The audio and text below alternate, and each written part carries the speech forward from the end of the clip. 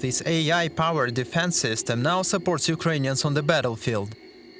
So they are surveillance platforms which help soldiers and armies in Ukraine to see you're near the enemy lines, where are the enemy troops moving or what kind of threats there are. Companies like DevSec Intel have been thriving in Estonia over the past 3 years, boosted in part by Estonia's relatively high defense spending of just under 4%. That's more than Europe's biggest economy, Germany, which spends only 2% of GDP.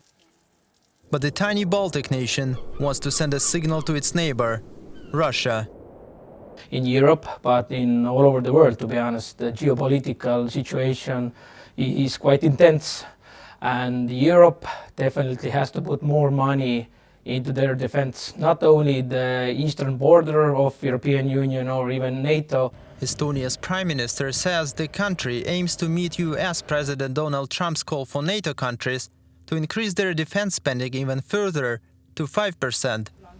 The government says it will pay for the rise by reducing social spending, with cuts to parental allowances, university scholarships and disability benefits.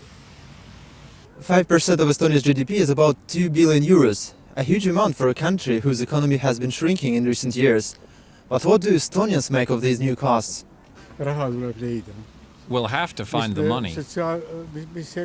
What do we do if our neighbor attacks us? Elame siin Venemaa kõrval, midagi teha ei ole. Praegu eriti me peame ikkagi kõigeks valmis olema. Defense spending is a terrible story because it's all about killing people on all sides.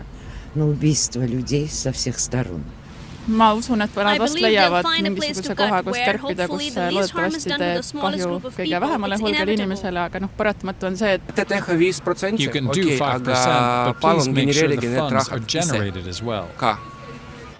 To mitigate the pain of these deep cuts to social spending, Tallinn is hoping for help from Europe. Estonia and other EU nations have proposed a joint European borrowing mechanism.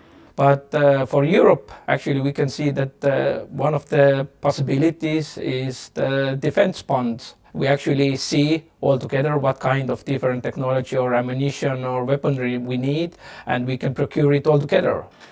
EU leaders will discuss this concept tested during the COVID-19 pandemic at the next European Council meeting in March. Like other Baltic nations located on NATO's eastern flank, Estonia wants its allies to reach a joint defense decision as soon as possible.